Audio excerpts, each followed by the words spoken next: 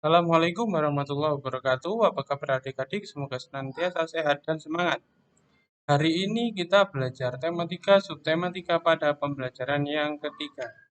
Apa saja dari pokok bahasan kita kali ini? Yang pertama adalah bahasa Indonesia KD 3.3 dan 4.4 mengenai penggunaan huruf kapital dan tanda baca dalam laporan hasil wawancara.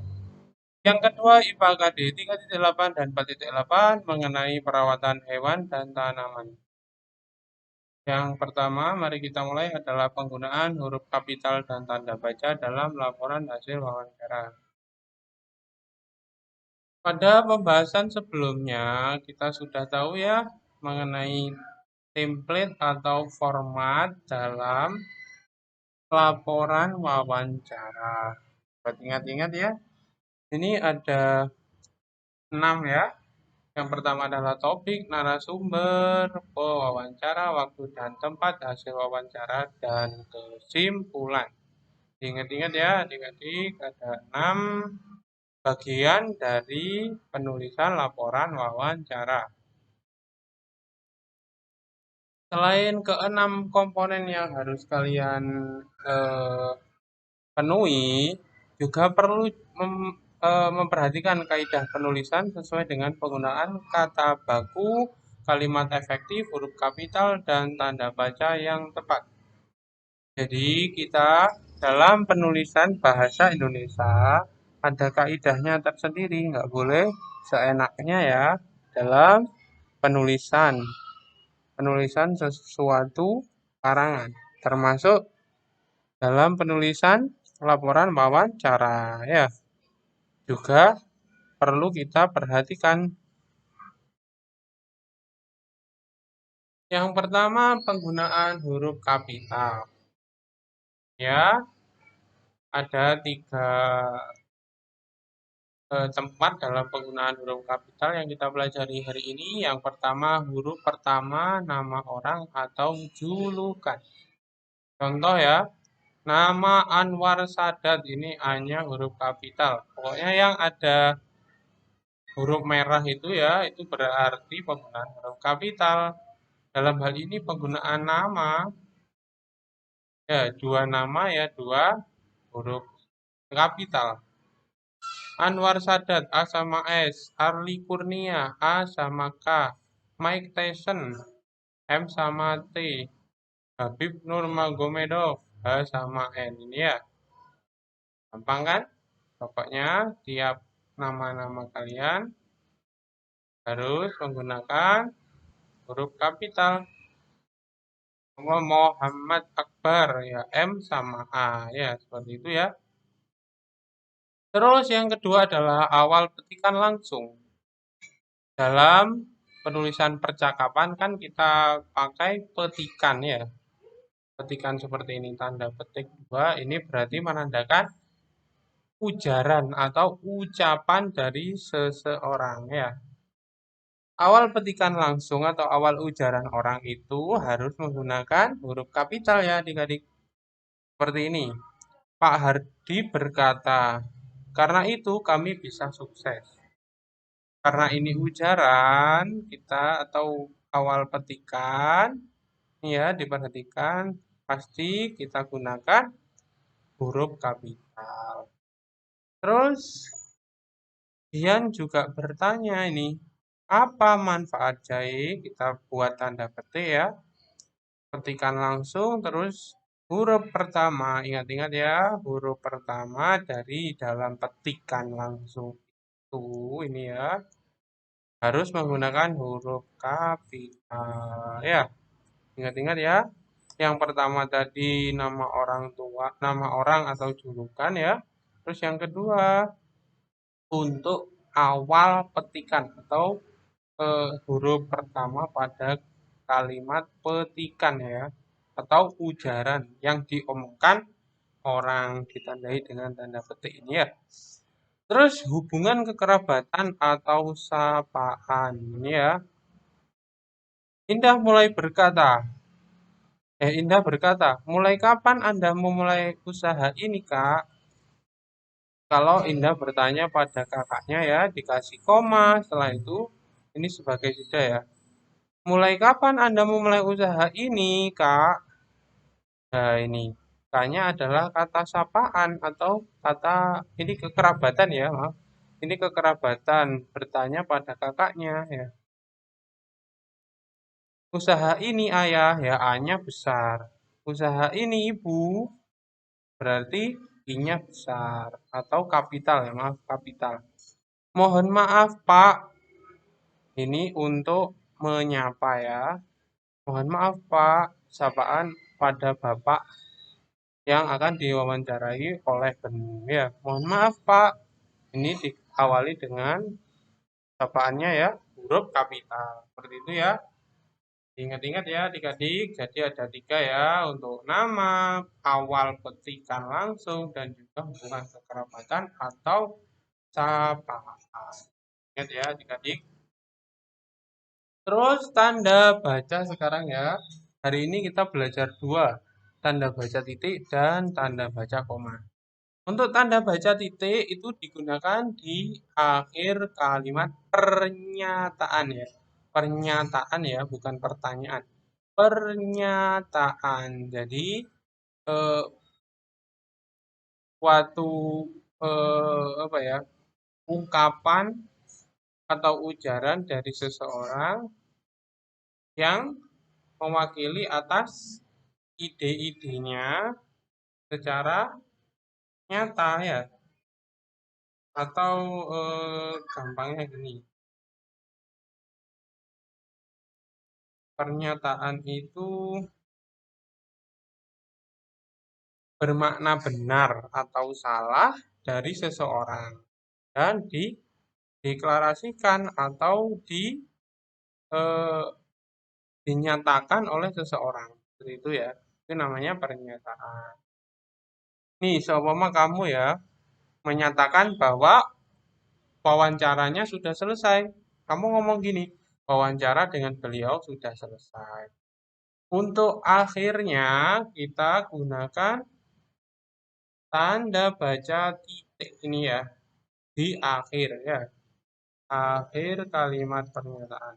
Di akhir sini ya. Nah, ini tanda titik merah ya. Terus ini ada contoh lagi, ada pernyataan kedua ya. Saya mengawali wawancara dengan mengucapkan salam. Nah, ini juga akhirnya dikasih tanda titik ya. Terus untuk memisahkan keterangan angka, jam, menit, dan detik. Jadi untuk memisahkan ya, ini kan jam, ini kan menit ya. Jam dan menit itu dipisahkan sama titik di tengahnya. Ini ya, 07 pada jam 7 menit ke 00 berarti jam 7 tepat sampai jam 9.00. Atau juga untuk kalau ini jamnya juga menunjukkan detik ya. Pukul waktunya menunjukkan detik 9 jam 9 menit ke 38 detik ke 54. Itu dipisahkan dengan titik ini ya. Titik ini. Titiknya di bawah ya adik-adik.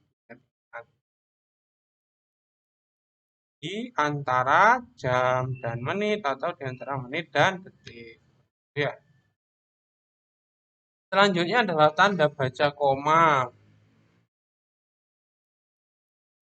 Digunakan untuk penulisan unsur dalam pembagian. Nih, contohnya ya, terdapat banyak hewan langka. Hewan langka itu dirinci kan, apa saja? Ada kuskus, ini dikasih koma ya. Ada tarsius juga dikasih koma. Ada burung petek, betet dikasih koma dan nih lutung. Ya, akhirnya untuk memisahkan bagian-bagian dari ini yang kita akan dijelaskan. Hewan langka itu apa saja? Ada ini ya, kuskus, tarsius, burung petet, dan lutung.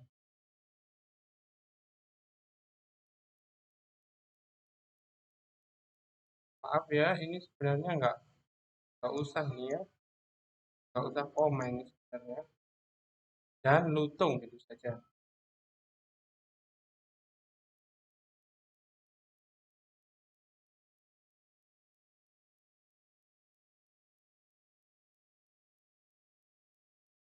Ini harusnya nggak usah ya. Terus kita lanjut ya sesudah kata seru yang kedua.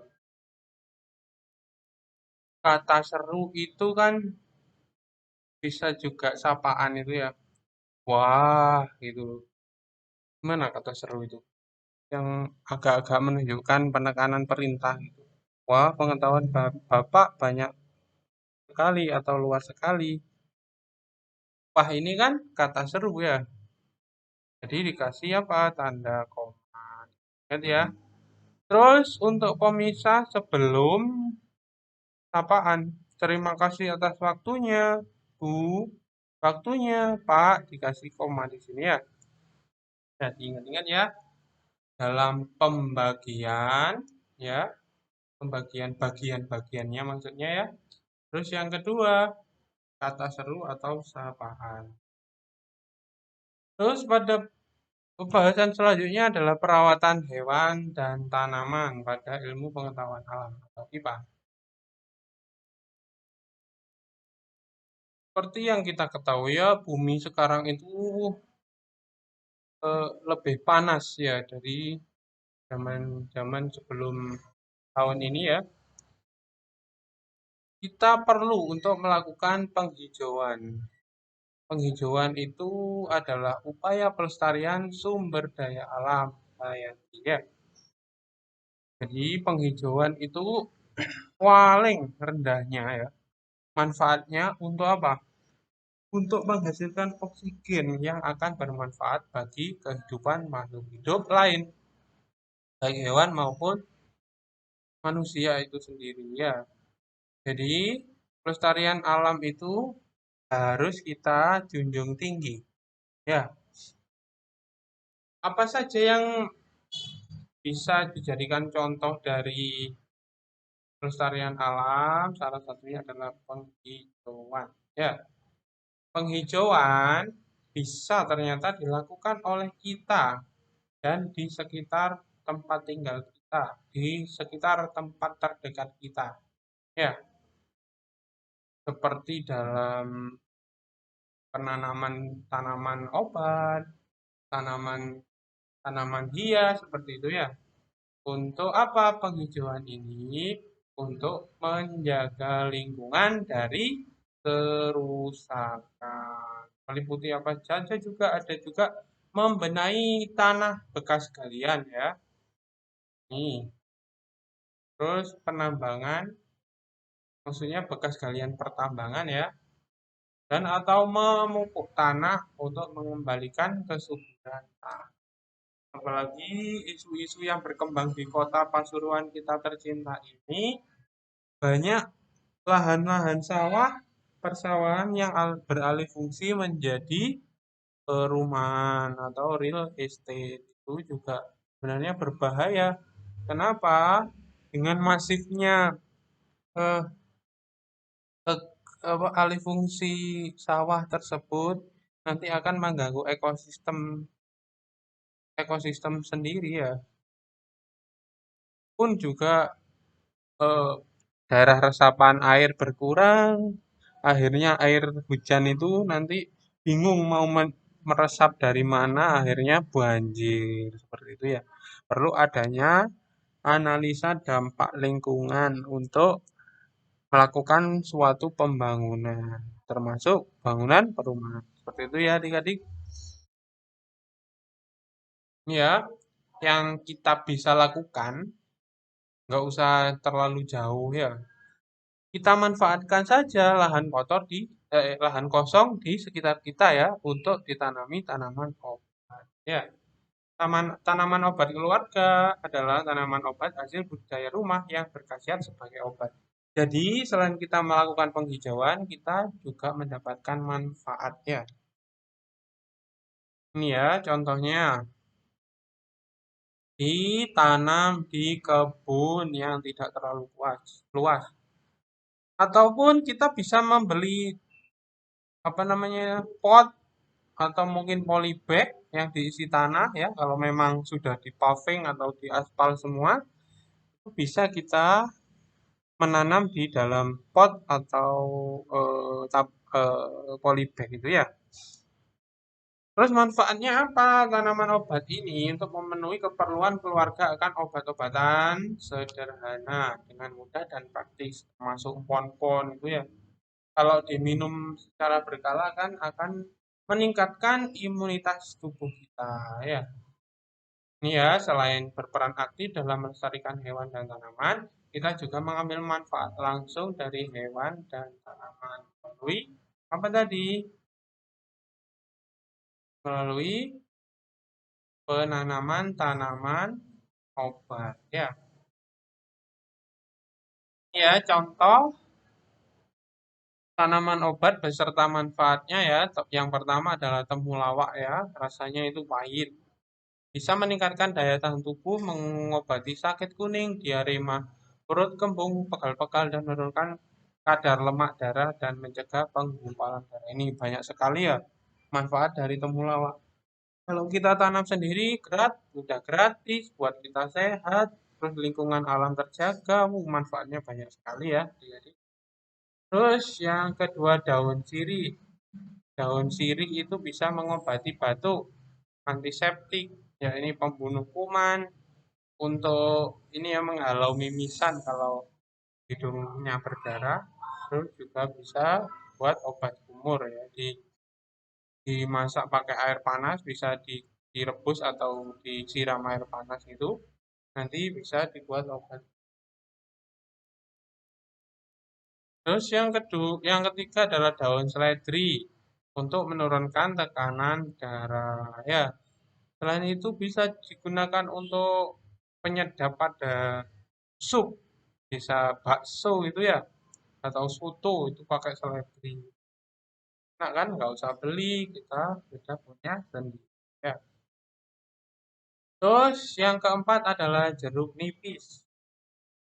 Jeruk nipis itu banyak ya manfaatnya, bisa mengatasi suara serak, batuk, dan bau badan.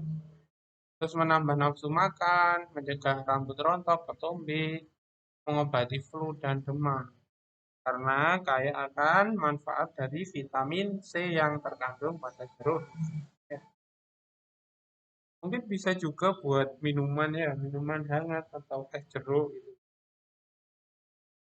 Terus ada juga kunyit. Yang kelima ya, untuk ramuan jamu ya jelas menghilangkan gatal alergi, pencegah kanker, menurunkan kadar lemak darah atau kolesterol. Perlu diketahui tapi ya untuk khasiat dari tanaman tersebut itu dapat apa, kita peroleh dengan cara mengkonsumsi secara rutin dan teratur. Ya. Terus upaya apa saja sih untuk merawat hewan dan tumbuhan yang kita bisa lakukan? Dia ya, untuk hewan agar hewan peliharaan dan ternak itu tumbuh sehat, kita perlu merawat dengan baik. Yakni yang pertama memberikan kandang yang baik, ya. Kan dia juga makhluk hidup, perlu rumah yang layak, yang luas, yang bersih ya. Terus memberikan makan dan minum. Ciri makhluk hidup kan memperoleh energi dari makanan dan minuman. Ya, oleh itu harus kita supply, harus kita sediakan. Terus menempatkan di tempat yang cukup sinar matahari. Ini juga penting ya, mereka juga butuh sinar matahari ya. Kalau di dalam lembab aja nanti takutnya kan eh, pertumbuhannya terganggu, ada parasit-parasit yang hidup, ya. Terus membersihkan kandang secara teratur. Mereka juga tahu bau ya, bau dari kotorannya itu harus dibersihkan secara teratur ya. Terus mengobati dan memberi vitamin kalau ada hewan yang sakit. Ini ya, yang perlu kita lakukan untuk memelihara hewan yang baik agar hewan itu tumbuh dengan.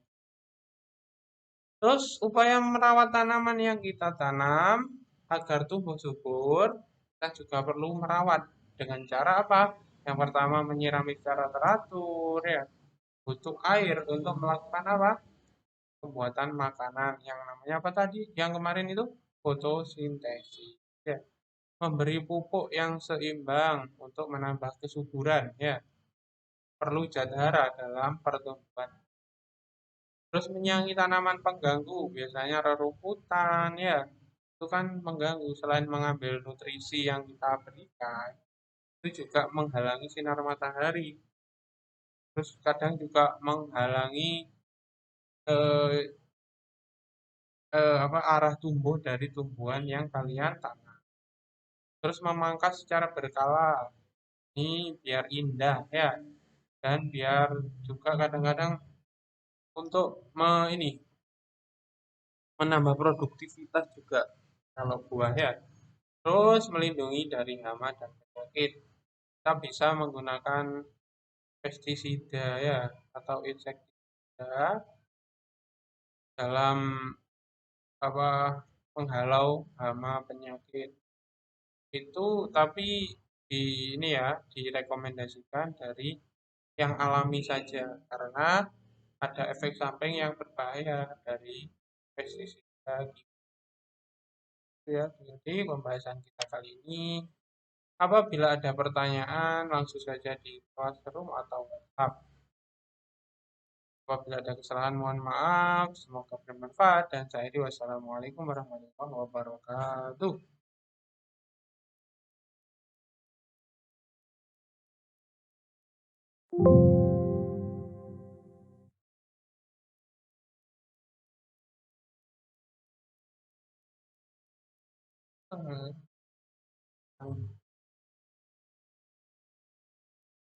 Oh, alamat merekam wis suwe lah kok gak kesimpan.